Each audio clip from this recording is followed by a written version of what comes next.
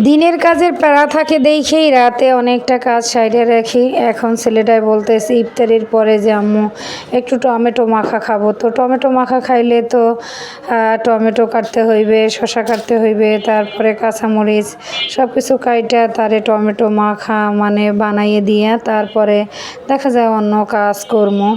তো এই চিন্তা ভাবনা সকাল থেকেই নাকি তার এরকম টমেটো মাখা খাইতে ইচ্ছা করতেছে। তো আমি বললাম দেও আমি কুচাইয়া তোমারে সুন্দর করে মাখাই দেই। তো একটা শসা দিলাম, সাথে একটু তেঁতুল দিলাম, পেয়ারা ছিল বাসায়। তো পেয়ারা দিলে পেয়ারাটা তো শক্ত শক্ত, এই জন্য বেশি ভালো লাগবে না। তো কে কে এরকম টমেটো মাখা খাইছেন? প্রচণ্ড গরমের সময় দেখা যায় টমেটো কাইটা তারপরে এইভাবে তেঁতুল দিয়ে মাখাইয়া তারপরে খাইলে কিন্তু অনেক ভালো লাগে। আমরা একসাথে যখন অনেকেই ছিলাম, দেখা যায় ঢাকা একটা বাসায়, ছোট একটা বাসায়। তো সবাই মিলে এরকম টমেটোর সিজনে দুপুরের প্রচণ্ড রোদে এইভাবে আমরা টমেটো মাখাইয়া তারপরে খাইতাম।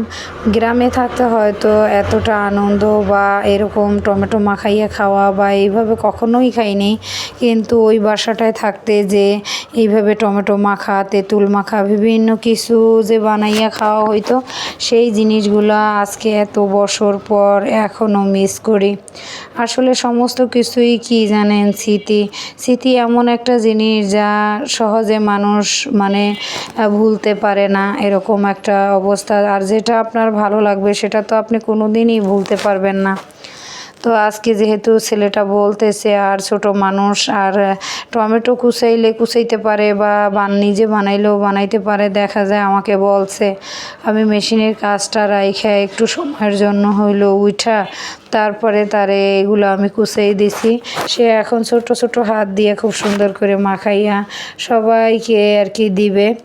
আর এদিকে আমি রান্নার কাজের জন্য মানে জোগাড় করতেছি কি রান্না করব। আর প্রতিদিন এই একই মানে কাজ, রান্নার কাজ দেখা যায় যে প্রতিদিন করতে করতে এখন আর এত ভালো লাগে না। তো অল্পতেই সাইরা ফেলানোর চেষ্টা করি, তারপরও হয় না। প্রতিদিনই যদি অল্প দিয়ে সাইরা ফেলাই তাহলে কি হয় বলেন?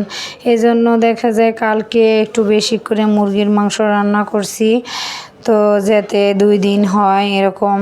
আজকে আবার দেখা যায় কি যে আর কিছু রান্না করতে চাইছিলাম না। তো আবার ভাবলাম যে যেহেতু মানে মেহমান আসবে, তো একটু বেশি করেই রান্না করি। তো আজকে এখন আবার সবজি, সাথে ডাল, মুরগির মাংস, তারপরে মাছ, এই সব কিছুই এখন রান্না করতে হইবে। আর মেহমান আসলে তো আর প্রতিদিন দিন আসে না। আর সবচেয়ে বড় কথা কি জানেন, এত কাজের মধ্যে কি রান্না করব আর কি খাওয়াবো আর নিজেই বা কি করব, মানে সময় হয় না। আর সবচেয়ে বড় কথা যে একজন মানুষ আসলে তার জন্য একটা প্রিপারেশনেই লাগে অন্যরকম। তারপরও শুকর আলহামদুলিল্লাহ, মেহমান আসলে নিজেদেরও একটু ভালো মন্দ খাওয়া হয় মেহমানের উছিলায়, এই আর কি। তো আমি আজকে এই যে সব কাজ করার ফাঁকে ফাঁকে বাচ্চাদেরকেও মানে শিখিয়ে দিতেছিলাম যে কোনটার পরে কোনটা করবা। আর মাত্র 7 দিন বাকি, এখনও অনেক কাজ আমার সব মাথার উপর দিয়ে যাইতেছে, তারপরও হাল ছাড়তেছি না, একটু একটু করে আগাইতেছি। কিন্তু সবচেয়ে বেশি কষ্ট লাগে যে রাতে যখন রাতের পর রাত ঘুমাই না, দেখা যায় যে একটু অবসর সময় মানে বসলেই হঠাৎ কেন যেন চোখ দুটো একেবারে লাইগা আসে, মনে হয় কত মাস যে ঘুমাই না, এরকম একটা অবস্থা। শুকর আলহামদুলিল্লাহ শারীরিক সুস্থ আছি দেখেই এখনও করতে পারি, আল্লাহ রাব্বুল আলামিনের কাছে হাজার শুকর। আর সবচেয়ে মেইন কথা কি, এই ঈদের সিজনে আসলে, ঈদের টাইমটা আসলেই দেখা যায় কোরবানি এবং ঈদ দুইটা মিলাইয়া একটা মানে টার্গেটই থাকে অন্যরকম। আর এখন যদি আমি মানে তাড়াতাড়ি কাজগুলো না সারি, তাড়াতাড়ি না করি, তাহলে দেখা যায় কি যে আমি পিছিয়ে যাব। এজন্য প্রতিনিয়তই একটা টার্গেট থাকে যে এত পিস কাজ আজকে করব। পাশাপাশি মনে করেন এগুলার পাশাপাশি তো সংসার আছে, এই বাচ্চারা রোজা থাকে, সব কিছু মিলাইয়া পুরা রমজান মাসে একটা দিনও ইফতারি বানাইতে পারি নাই, কিনেই নিয়ে আসছি। কারণ ইফতারি বানাইতে গেলে আমার আর ওই টাইমে হবে না। আর যেহেতু এখন পার্ট টাইম একটা কাজ নিছি, তো দেখা যায় সময় খুবই সীমিত। আর তো আমি তো মনে করেন এখন এমন হয়েছে যে দিন রাত 24 ঘন্টাই কাজ করি, এজন্য কাজটা খুব দ্রুতই শেষ করতে পারবো আল্লাহ রহমতে। তো শেষের 2-1 দিন ফাঁকা রাখার মানে চিন্তা ভাবনা করতেছি, এজন্য আরও বেশি বেশি করেই আর কি কাজ শেষ করতেছি। এর সাথে সাথে মেয়েটাও আমার সাথে সাথে করতেছে। কালকে একটা মুরগি নিয়ে আসছিলাম, কক মুরগি, অনেক ওজন ছিল মুরগিটার, একেবারে 2 কেজিরও উপরে ছিল মুরগিটা।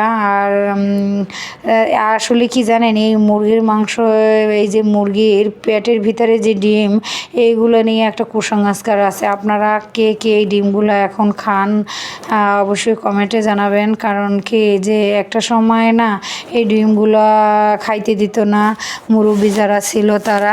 এখন কিন্তু আমি খাই, একেবারে খারাপ লাগে না, ভালোই লাগে। আর মিষ্টি কুমড়া ভাজবো, তো মিষ্টি কুমড়াটা কাটতে নিতেছি। মিষ্টি কুমড়াটা আসলে অনেক মিষ্টি, আর এত মিষ্টি যে মিষ্টি কুমড়া হয়, আমি মানে কি করব, মানে এটা যে মানে করছি ভাজ্যা, তারপরে ভুনা করছি, তখন অনেক ভালো লাগছে। আর মিষ্টি কুমড়া আমার কাছে অনেক পছন্দের, বাচ্চারাও অনেক পছন্দ করে। ভাজ্যা ভুনা করলে বাচ্চারাও খায় একটু চিংড়ি মাছ দিয়া। তো দেখা যায় কি অল্প করে আজকে ভাজা ভাজা করব। আমি যে কোনো জিনিসই রান্না করি না কেন অল্প করে লই, যাতে অল্প হইলেও মজা লাগে। আর এখানে দেখেন এই যে গরুর ভুঁড়ি খুব সুন্দর করে জ্বালাই রেখে দিছি কালকের জন্য। আমি আজকের মানে কালকের কাজটাও আজকে কইরা রাখার মানে চেষ্টা করি, যাতে পরের দিন যদি আমি রান্না নাও করতে পারি বা কাজ নাও করতে পারি, খাবারের জিনিস মানে টেনশন যাতে না করতে হয়। যেহেতু বাচ্চারা রোজা থাকে, আর ছোট ছোট বাচ্চারা রোজা থাকে, শুকর আলহামদুলিল্লাহ। আর ওরা ভোর রাত্রে উঠলে যদি ভালো কোনো জিনিস একটু না হয় তাহলে খাইতে চাইবে না, এজন্য। আর আল্লাহর কাছে হাজার হাজার শুকরিয়া যে বাচ্চারা এত ছোট অবস্থায় তারা মানে রোজা থাকে। আল্লাহর কাছে হাজার শুকরিয়া। ওদের মতো এই বয়সে আমি কখনোই রোজা থাকিনি। এখন খুব আফসোস লাগে যে আমার বাচ্চারা এত ছোট বয়সেই রোজা থাকে, অথচ এরকম একটা সময় আমিও পার করছি, কিন্তু তখন কিন্তু আমি থাকিনি। আমি মাঝে মধ্যে মায়ের এই কথাটা বলি যে তখন কেন এরকম মানে করলা, তখন কেন একটু চাপ দিলা না বা বললা না। তখন এরকম বলতো যে থাক, ছোট মানুষ কি রইবে। আর এই যে অল্প একটু ভুঁড়ি নিছি, একেবারে ভাজা ভাজা করে ফেলামো। আর আমি না আগে ভুঁড়ি রান্না করলে একটু আলু দিতাম, এখন আর আলু দিই না। অল্প খাইলেও অল্প একটু করে তারপরে এইভাবে করে ভাজা ভাজা করে নিই।